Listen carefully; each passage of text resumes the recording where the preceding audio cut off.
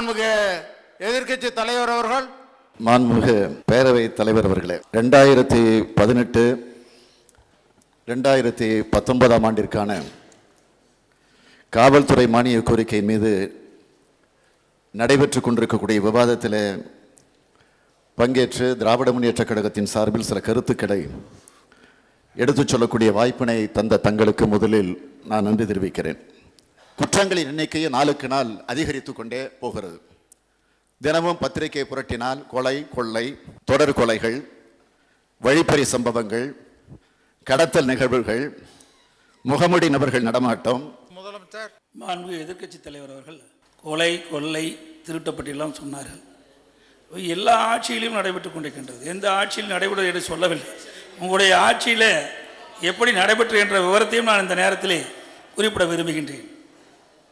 மாண்புமிகு பேரவைத் தலைவர்களே, இன்றைக்கு கொலை குற்றங்களை பொறுத்த வரைக்கும் அனைத்து இந்திய அண்ணா திராவிட முன்னேற்ற கழக ஆட்சியில் 2005ஆம் ஆண்டு இறுதியில் 1366 இருந்தது. திராவிட முன்னேற்ற கழக ஆட்சி இறுதியில் 2010 1715 உயர்ந்தது. இவ்வழக்கு 2017 1466 குறைந்துள்ளது. அதாவது திமுக ஆட்சியில் ஒவ்வொரு ஆண்டும் சராசரியாக 5.1% கூடி வந்த வழக்குகள் அனைத்து இந்திய அண்ணா திராவிட முன்னேற்ற கழக ஆட்சியில் 2.1% குறைந்தது. ஆதாய கொலையில் குற்றத்தை பொறுத்த வரைக்கும் 2005ஆம் ஆண்டு இறுதியில் 74 இருந்தது. 2010ஆம் ஆண்டு 153 உயர்ந்துள்ளது. ஆனால் இவ்வழக்குகள் 2017 94 குறைந்துள்ளன. அதாவது திராவிட முன்னேற்ற கழக ஆட்சியில் ஒவ்வொரு ஆண்டும் 21.4% கூடி வந்த வழக்குகள் அனைத்து இந்திய அண்ணா திராவிட முன்னேற்ற கழக ஆட்சியில் ஆண்டொன்றுக்கு 5.5% குறைந்துள்ளது. கூட்டுக்கொள்ளை வழக்குகளை பொறுத்த வரைக்கும் 2005ஆம் ஆண்டு இறுதியில் 73 இருந்தது. 2010ஆம் ஆண்டு இறுதியில் 85 உயர்ந்தது. இவ்வழக்கு 2017 97 தாக்கலாகியுள்ளது. அதாவது திமுக ஆட்சியின் போது ஆண்டு ஒன்றுக்கு சராசரியாக 3.3% கூடி வந்து இவ்வழக்குகள் அனைத்து இந்திய அண்ணா திராவிட முன்னேற்ற கழக ஆட்சியில் சராசரியாக 2% மட்டுமே கூடி வந்துள்ளது. கொலை வழக்குகள் கடந்த 2005ஆம் ஆண்டு இறுதியில் 437 இருந்தது. 2010ஆம் ஆண்டில் 1817 உயர்ந்தது. இவ்வழக்குகள் 2017ஆம் ஆண்டில் 1850 தாக்கலாகியுள்ளன.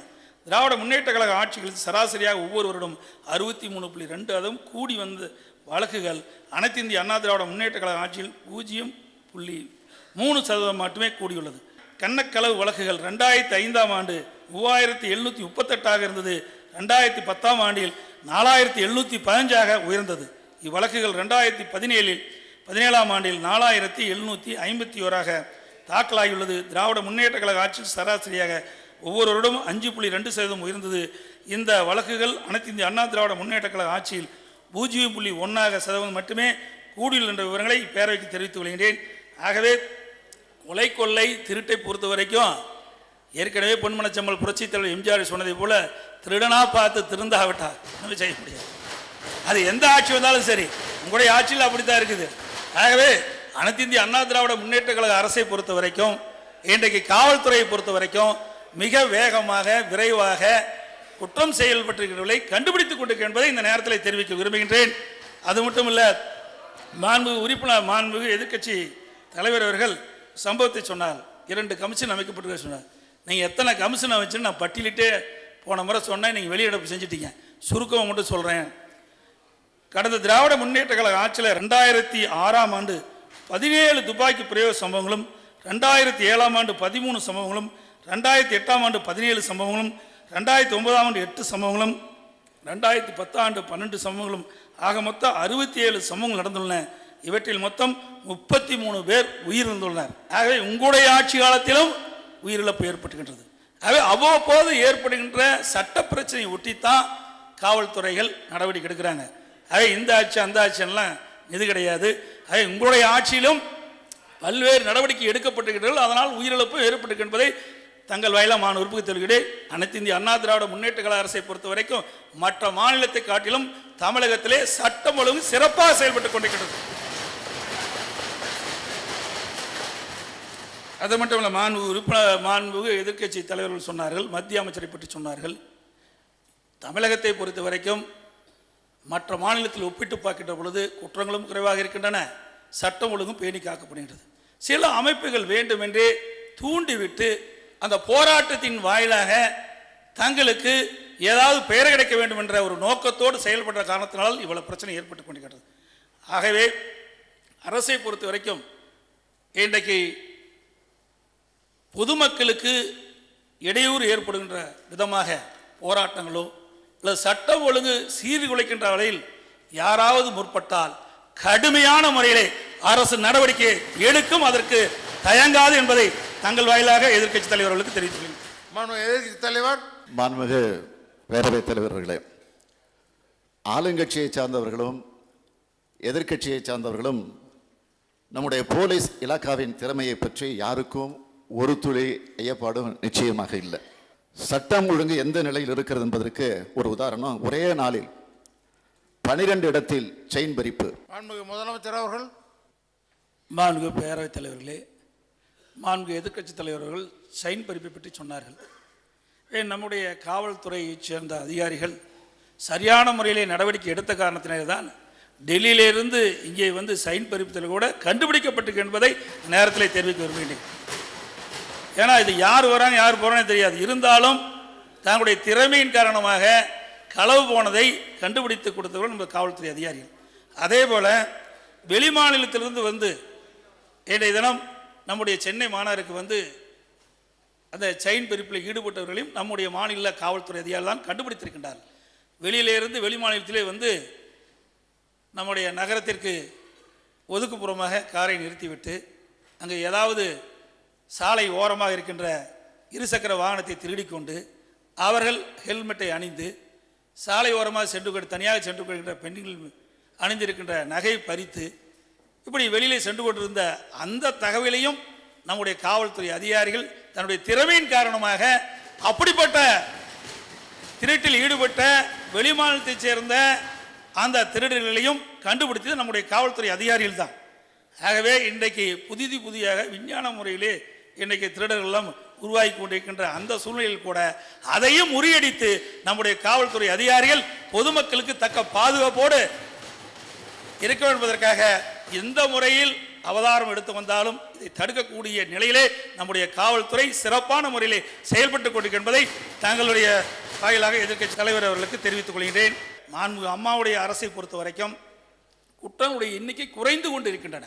கடந்த கால திராவிட முன்னேற்ற கழக ஆட்சியிலே ஏற்பட்டுள்ள குற்றங்களை விட மாண்புமிகு அம்மாவுடைய அரசு அமைந்த பிறகு இதே புரட்சி தலைவி அம்மாவில் இருக்கின்ற பொழுதும் சரி, மாண்புமிகு அம்மாவும் மறைவுக்கு பிறகும் சரி, இன்றைக்கு குற்றங்களுடைய எண்ணிக்கை குறைந்திருக்கின்றது. அதற்கு காவல்துறை அதிகாரிகள் திறமையோடு செயல்பட்டு குற்றங்களுடைய எண்ணிக்கை குறைக்கப்பட்டிருக்கிறது என்பதை தங்கள் வாயிலாக எதிர்க்கட்சி தலைவர்களுக்கு தெரிவித்தார். எதிர்க்கட்சி தலைவர் அவர்கள். மாண்புமிகு பேரவைத் தலைவர் அவர்களே, ஜனநாயக ரீதியில ஆர்ப்பாட்டங்கள் போராட்டங்கள் நடத்தினால் இப்போ அண்மையில் தேசிய பாதுகாப்பு சட்டம் குண்டர் சட்டங்கள் எல்லாம் பாய்கிறது. மக்கள் அதிகார அமைப்பை சார்ந்தவர்கள் போராட்டிய காரணத்தில் தேசிய பாதுகாப்பு சட்டத்தில் அவர்கள் எல்லாம் கைது செய்யப்பட்டிருக்கிறார்கள். சேலம் மாவட்டத்தில் அந்த 8 வழிச்சாலையை ஆதரிக்கிறார்கள் பலர் என்று முதலமைச்சர் சொன்னார், ஏற்றுக்கொள்கிறேன். ஆனால் அதே நேரத்தில் பலர் அதை எதிர்க்கவும் செய்து கொண்டிருக்கிறார்கள். ஆனால் இந்த போராட்டத்தில் மையமாக வச்சு சமூக ஆர்வலர் பியூஸ் மானூஸ், நடிகர் மன்சூர் அலிகான், மாணவி வளர்மதி, மாணவி நந்தினி போன்றோர் கைது செய்யப்பட்டிருக்கிறார்கள். முதலமைச்சர். மாண்புமிகு பேரவைத் தலைவர்களே, அவைக்கு வருவதற்கு முன்பே தங்கள் அறையில் இதை காட்டி இவர்கள் எதிர்க்கட்சி தலைவர் பேசுவார் என்று எனக்கு தெரியும். அவைதான் தான் உங்களிடத்திலே வந்து இதை காட்டிவிட்டு இந்த செய்தி இங்கே படிக்க விரும்பினேன் உங்களோட அனுமதியோடு. மன்சூர் அலிகானை பற்றி இங்கே பேசினார்கள். அவர் சேலத்திற்கு வந்து பேசிய பேச்சு தினகரனிலே வெளியிடப்பட்டுகின்றது, உங்களுக்கு ஆதரவாக உள்ள பத்திரிகையிலே வெளியிடப்பட்டுகின்றது. 8 வழிச்சாலை அமைத்தால் 8 பேரை வெட்டுவேன், 8 வழிச்சாலை விட்டால் 8 பேரை வெட்டுவேன். பத்திரிகையில் வந்திருக்குது, உங்களுடைய ஆதரவு பத்திரிகையிலே வந்திருக்குது. இப்போ நகம் வெட்டுறேன்னு சொல்றாரு. ஆகவே இப்படி கூட்டத்தில் பேசுனா இது வன்முறையை தோன்ற விதமா இருக்குதா இல்லையா சொல்லுங்க பார்க்கலாம். நீங்க வந்து ஆளுநர் கட்சியில் இருந்திருக்கிறீங்க, எதிர்கட்சியில் இருந்திருக்கிறீங்க. இப்படி இன்றைக்கு அரசியல் கட்சி சார்ந்தவர்கள் யாரும் இப்படி பேசுவது கிடையாது. வேண்டுமென்றே சில அமைப்பை சேர்ந்தவர்கள் தனக்கு பேர் பிரபலமாக வர வேண்டும் என்பதற்காகவும் தன்னுடைய முகத்தை மற்றவர்களுக்கு வெளிச்சத்திலே காட்ட வேண்டும் என்பதற்காகவும் இப்படிப்பட்ட பேச்சை பேசுவது முறைதானா? இது அங்கே இருக்கின்ற மக்களை தூண்டும் விதமாக அமைகிறது.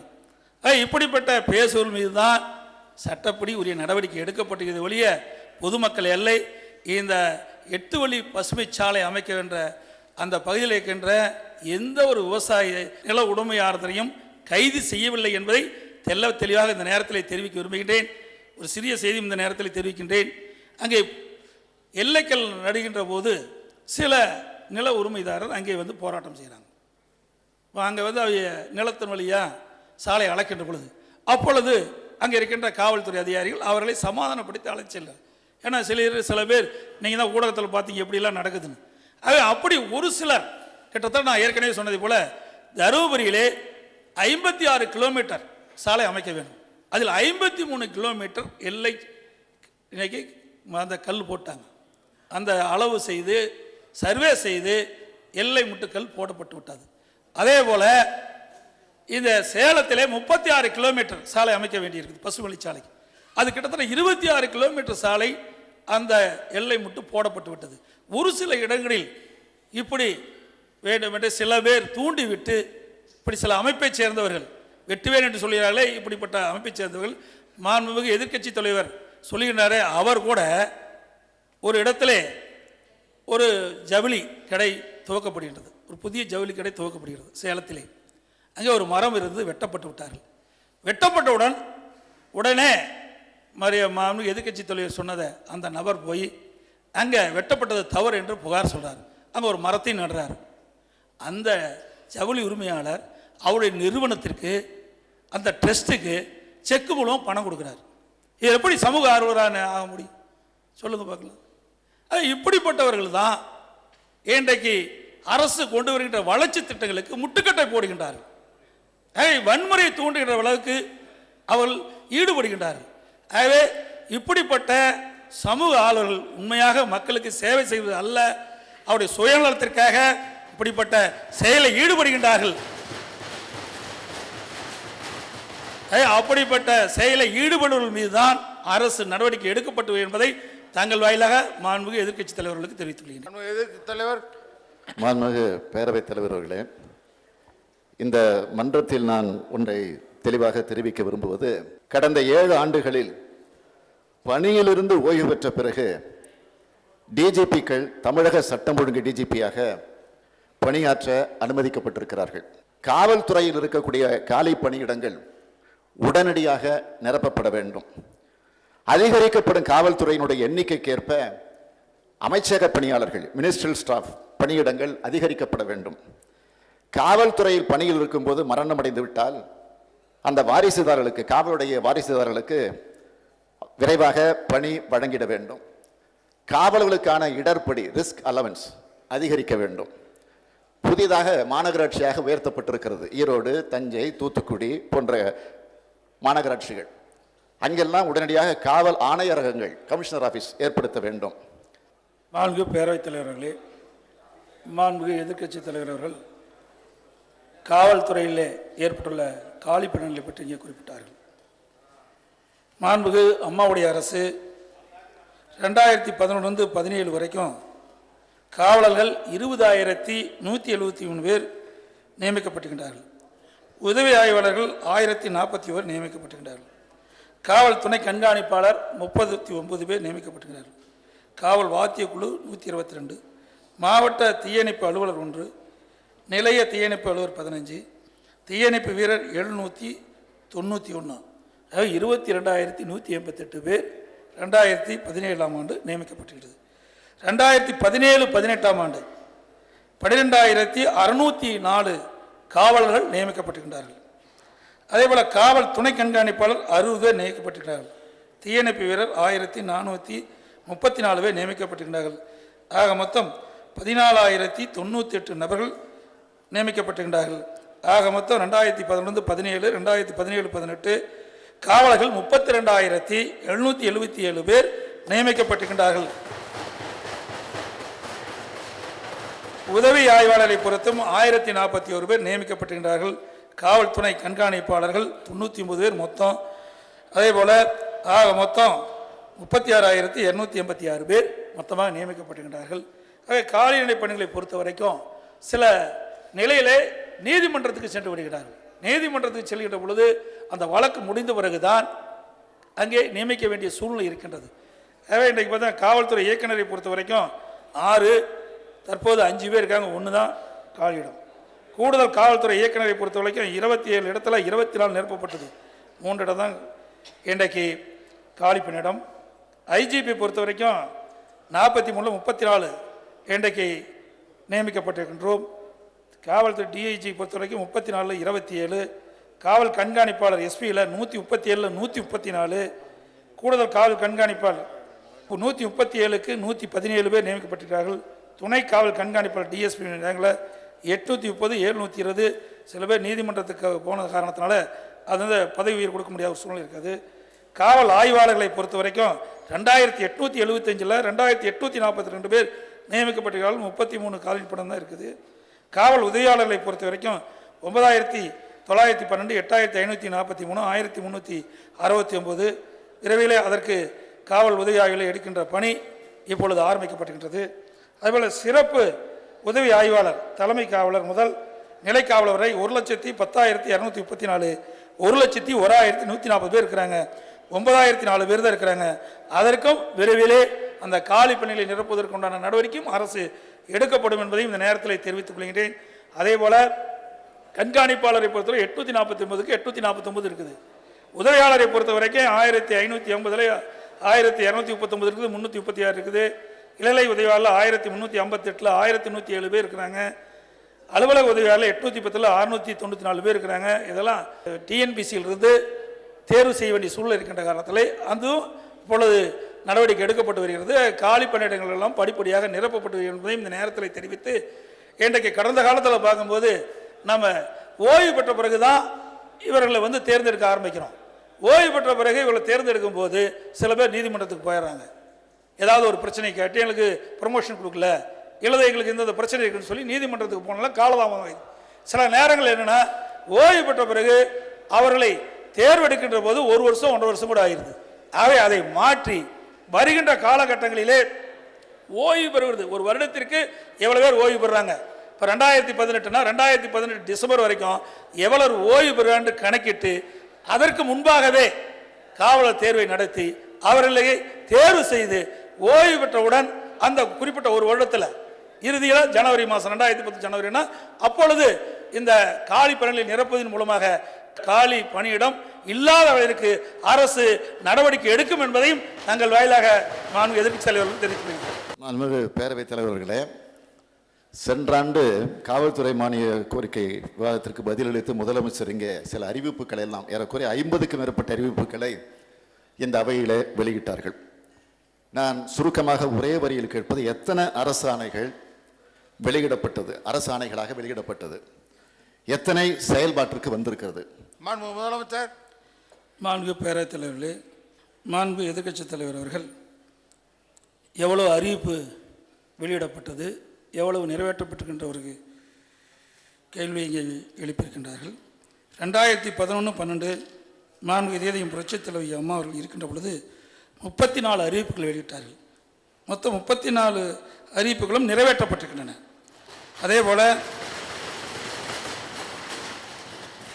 2012-13 34 அறிவிப்புகள் 31 நிறைவேற்றப்பட்டிருக்கின்றன. அதே போல் மொத்தமாக 5 ஆண்டுகளில் 2011-2017 வரைக்கும் 377 அறிவிப்புகள் மாண்பு இதயம் புரட்சித் தலைவி அம்மா அவர்கள் காவல்துறையின் சார்பாக அறிவிக்கப்பட்டிருக்கின்றார்கள். அதில் நிறைவேற்றப்பட்டவை 290 அறிவிப்புகள் நிறைவேற்றப்பட்டவை.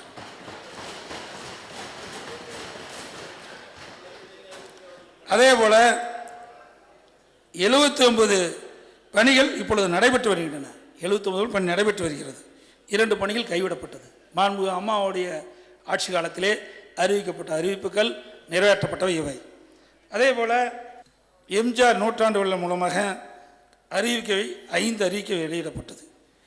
அதில் 2 இன்றைய தினம் நிறைவேற்றப்பட்டுகின்றன.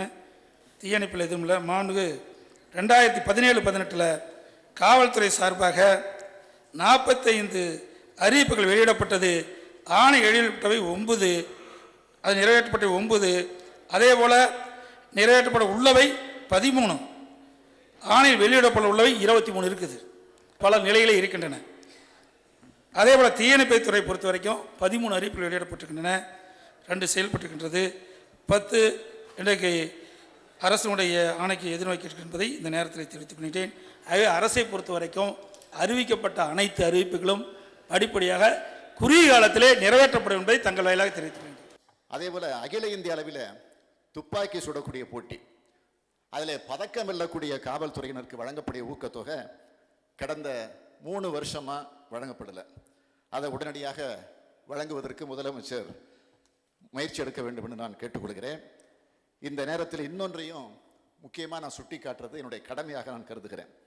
இங்கே கூட காங்கிரஸ் கட்சியை சார்ந்த திரு ராமசாமி அவர்கள் பேசுகிற போது கோடிட்டு காட்டினார், காவலருடைய தற்கொலை அது ரொம்ப அதிகரித்து வந்துகிட்டு இருக்கு. இப்போ குறிப்பாக பணிச்சுமையின் காரணமாக இந்த தற்கொலை சம்பவங்கள் அது அதிகரித்து வருகிறது. ஆகவே உடனடியாக இது போன்ற காவலர்கள் தற்கொலைகளை இந்த அரசு தடுத்து நிறுத்த எல்லா முயற்சிகளும் ஈடுபட வேண்டும் என்று நான் தங்கள் மூலமாக கேட்டுக்கொள்கிறேன். முதலமைச்சர் அவர்கள். மாண்பு பேரவைத் தலைவர்களே, காவல்துறையில் பணிபுரியும் காவலர் அதிகாரிகளுக்கும் காவலர்களும் இரவு பகல் என பாராமல் ஓய்வின்றி காவல் பணியில் ஈடுபட்டு வருவதாலும் பொதுமக்களின் பல்வேறு பிரச்சனைகளை எதிர்கொள்ளும் போதும் போராட்டங்களை கையாளும் போதும் அவர்களுக்கு அதிக அளவில் மன அழுத்தம் ஏற்படுகிறது. மேலும் இவர்கள் தங்கள் குடும்பத்துடன் போதுமான நேரத்தை செலவிட்டு இல்லை பணிகளை கவனிக்க இயலாமல் இருந்து வருவதால் அவர்கள் குடும்பத்தினருக்கு மன அழுத்தம் ஏற்படுகிறது. இதனால் அவரது உடல் மற்றும் மனநலம் பாதிக்கப்படுகிறது. குடும்ப சூழ்நிலை காரணமாகவும் உடல்நிலை காரணமாகவும் மற்றும் பணி நிமித்தம் காரணமாகவும் ஏற்படும் மன அழுத்தத்தை எதிர்கொள்ளும் வகையில் மன அழுத்த மேலாண்மை பயிற்சி முகாமை நடத்தப்பட்டு வருகிறது. சென்னையில் உள்ள 12 காவல் மாவட்டங்களிலும் வார இறுதியில் யோகாசன நிபுணர்கள் மூலம் வகுப்புகள் நடத்தப்பட்டு சுமார் 20,000க்கும் மேற்பட்ட காவல் ஆளுநர்கள் கலந்து கொண்டு பயனடைந்தார் என்பது குறிப்பிடத்தக்கது. பெண் காவலருக்கென வேலை வாழ்க்கை சமநிலை குறித்து தனியாக உளவியல் மனோதத்துவ நிபுணர்களை கொண்டு தன்னார்வ தொண்டு நிறுவனம் மூலம் 12 பயிற்சி வகுப்புகள் நடத்தப்பட்டு அதன் வாயிலாக சுமார் 1500 பெண் காவலர்கள் பங்கேற்று பயனடைந்துள்ளனர். காவலில் குறை தீர்ப்பதற்கு சனிக்கிழமை தோறும் சென்னை பெருநகர காவல் ஆணையாளர் ஒவ்வொரு காவல் ஆளுநர் மனுக்களை நேரடியாக பெற்று அதன் மீது உரிய நடவடிக்கை மேற்கொள்ளப்பட்டு வருகிறது. மேலும் 17/2/2018 அன்று எழும்பூர் ராஜரத்னம் விளையாட்டரங்கில் தமிழ்நாடு காவல்துறை தலைவர் தலைமையில் சிறப்பு காவல் குறை தீர்க்கும் முகாம் நடத்தப்பட்டது. இந்த முகாமில் சென்னை பெருநகர காவல் ஆணையாளர் மற்றும் காவல் உயரதிகாரிகள் முன்னிலையில் 1194 காவல் ஆளுநர்கள் பணிமாறுதல், ஊதிய முரண்பாடுகள் உள்ளிட்ட தங்களது குறைகளை மனுக்கள் மூலம் தெரிவித்தனர். அந்த மனுக்கள் மீது உரிய நடவடிக்கைகள் மேற்கொள்ளப்பட்டு வருகின்றன. விளையாட்டு போட்டிகள் காவல் ஆளுநர் குடும்பத்தினருக்கு நடத்தப்பட்டு பரிசுகள் வழங்கப்பட்டன. சென்னை பெருநகர காவலருக்கு மண்டலங்களுக்கு இடையிலான கபடி, கைப்பந்து மற்றும் தடகள போட்டிகள் நடத்தப்பட்டு காவலருக்கு இடையே ஒரு இணக்கமான சூழ்நிலை ஏற்படுத்தி மன இறுக்கத்தை போக்கும் வகையில் நடவடிக்கை எடுக்கப்பட்டு வருகிறது. அதிக மதிப்பெண் பெற்ற காவலின் குழந்தைகளை அழைத்து பரிசும் ஊக்கமும் அளித்து காவல் குடும்பத்திற்கு உற்சாகம் ஏற்படுத்தப்படுகிறது என்பதை இந்த நேரத்தில் தெரிவித்து, இதை உணர்ந்து மாண்பு புரட்சித் தலைவி அம்மாவின் வழியில் செயல்படும் அம்மாவின் அரசு காவல்துறையின் மன அழுத்தத்தை போக்கவும் அவர்கள் உடல் நலத்தை பேணி காக்கவும் ஏதுவாக பெங்களூரில் உள்ள National Institute of Mental Health and Neuro Science நிறுவனத்துடன் இணைந்து உளவியல் நீதியான பயிற்சி அளிக்க முடிவு செய்து இப்பயிற்சிக்காக 10 கோடி ரூபாய் நிதியை ஒதுக்கி 22/6/2018 அன்று அரசாணை வெளியிடப்பட்டுள்ளது. இப்பயிற்சியை உடனடியாக துவக்க முதற்கட்ட செலவினத்திற்காக 60,47,600 ரூபாய்க்கு ஒப்புதல் அளித்து மேலும் ஒரு அரசாணை அன்றே வெளியிடப்பட்டது. இப்பயிற்சி திட்டம் விரைவில் துவங்குள்ளது. இதனால் தமிழ்நாடு காவல்துறையில் மற்றும் அவர்களது குடும்பத்தினர் மிகவும் பயனுள்ள என்பதை இப்பேரவைக்கு தெரிவித்துக் கொள்கிறேன். எதிர்க்கட்சி தலைவர். மாண்புமிகு பேரவைத் தலைவர் அவர்களே, காவல்துறையை நவீனமயமாக்க வேண்டும் என்று மறைந்த முன்னாள் முதலமைச்சர் அம்மையார் அவர்கள் அன்றைக்கு மத்திய அரசிடம் 10,000 கோடி ரூபாய் நிதி கேட்டிருந்தார். கேட்டது மட்டுமல்ல, அவர் இது பற்றி 3/6/2014 அன்று பிரதமர் நரேந்திர மோடி அவர்கள் பதவியேற்ற உடனேயே ஒரு கடிதமே எழுதியிருக்கிறார். 10,000 கோடி ரூபாய் நிதி கேட்டு கடிதமே எழுதியிருக்கிறார். ஆனால் அந்த நிதியில் எவ்வளவு நிதி இதுவரையில் மத்திய அரசிடமிருந்து இந்த அரசு பெற்றிருக்கிறது, அது பற்றி காவல்துறையை நவீனமயமாக்க மறைந்த முதலமைச்சர் அம்மையார் அவர்கள் கேட்டதை நிதி ஆயோக் கூட்டத்தில் முதலமைச்சர் பேசினாரா என்பதுதான் என்னுடைய கேள்வி. மாண்புமிகு பேரவைத் தலைவர்களே, எதிர்க்கட்சி தலைவர்கள் நிதி ஆயோக் கூட்டத்தை பற்றி இங்கே சொன்னார். ஏற்கனவே தலைப்பு கொடுத்துட்றாங்க. இன்றைக்கு அந்த கூட்டத்தில் என்னென்ன தான் பொருள் பேச வேண்டும் என்று தலைப்பு கொடுத்து விடுகிறார்கள். ஒரு சில இடத்தை நம்ம குறிப்பிட முடியும். நமக்கு கிடைக்கின்ற நேரம் 7 நிமிஷம் தான். அந்த 7 நிமிஷத்தில் நம்முடைய கருத்துக்களை பூரா பதிவு வைக்க வேணும். ஆகவே அவர்கள் கொடுக்கின்ற தலைப்பின் அடிப்படையில் தான் அதை பேச வேண்டும். இருந்தாலும் ஒரு சில முக்கியமான கருத்துக்களை நாம் பதிவு வைத்திருக்கின்றோம். அனைத்தும் பதிவிக்க இயலாது. என்றால் அனைத்து முதலமைச்சர்களும் அங்கே வருகின்றார்கள். இந்தியாவில் உள்ள அனைத்து மாநிலத்திற்கு முதலமைச்சர்கள் வருகின்றார்கள்.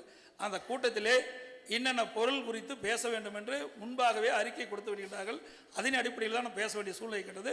அந்த அடிப்படையிலே நம்முடைய மாநிலத்திற்கு தேவையான சில முக்கிய பிரச்சனைகளை அந்த கூட்டத்திலே பேசியிருக்கின்றதை தங்கள் வாயிலாக எதிர்க்கட்சி தலைவர் அவர்களுக்கு தெரிவித்துக் கொள்கிறேன். காவல்துறைக்கு மாண்புமிகு இதயம் புரட்சித் தலைவர் அம்மாவுடைய அரசு, பொன்மனச்சம்பல் புரட்சித் தலைவர் எம்ஜிஆருடைய ஆட்சியில் பல்வேறு திட்டங்களை நிறைவேற்றி கொடுத்துருக்குறாங்க.